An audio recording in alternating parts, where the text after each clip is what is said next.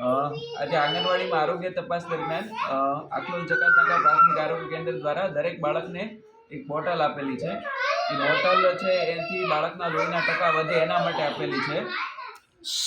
આ બોટલ કેવી રીતે પીવડાવવાની છે તો આ બોટલને તમે ઉપરનું ઢાંકણ ઓપન કરશો એટલે એની અંદર આ ડ્રોપર ભરાવાની છે. પછી બોટલને નીચેથી તમે દબાવશો એટલે ઉપરના ડ્રોપરના ભાગમાં છે ને સિરપ ભરાઈ જશે. પછી આ સિરપને ચમચીમાં લઈ લેવાનું છે અને બાળકને દર બુધવારે અને શુક્રવારે બપોરે જમીને આપવાનું છે. પણ બાળકને જ્યારે સિરપ આપો ત્યારે તેની 2 કલાક પહેલા દૂધ કે દૂધની બનાવટ એટલે દૂધ, દહીં, છાશ, માખણ, ઘી સાથે નથી આપવાનું. તમારા બાળકને જો જમીને બપોરે 1 કલાક પછી આપો તો લીંબુ પાણી, મોસંબી, સંતરા, આંબળાનો રસ એમની સાથે તમે આપી શકો તો સારામાં સારી અસર આવે. હવે આ સિરપ આપવાથી કદાચ બાળકને 1-2 વાર પેટમાં દુખે કે ઉલટી જેવું થાય તો ચિંતા નહીં કરવાની, પણ આ બાળકના લોહીના ટકા વધે એના માટે છે.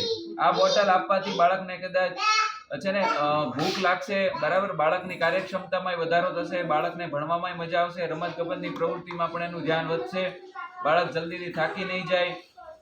એવા બધા બાળકના બોટલના ફાયદા છે. બીજી વસ્તુ કે બોટલ જ્યારે તમે આપશો ત્યારે બાળકને કદાચ બોટલ આપવાથી જીભ કાળી થશે, દાંત કાળા થશે અથવા જાડો કાળો આવે તો ચિંતા નથી કરવાની, બરાબર. આ વસ્તુ નોર્મલ છે. છતાં પણ જો બાળકને કઈ વસ્તુ તમને કઈ ના સમજાય તો દરેક બોટલની અંદર છે ને એક કાગળ છે, ગુજરાતીમાં લખેલો છે, એ કાગળ એકવાર વાંચી લેવો. આભાર.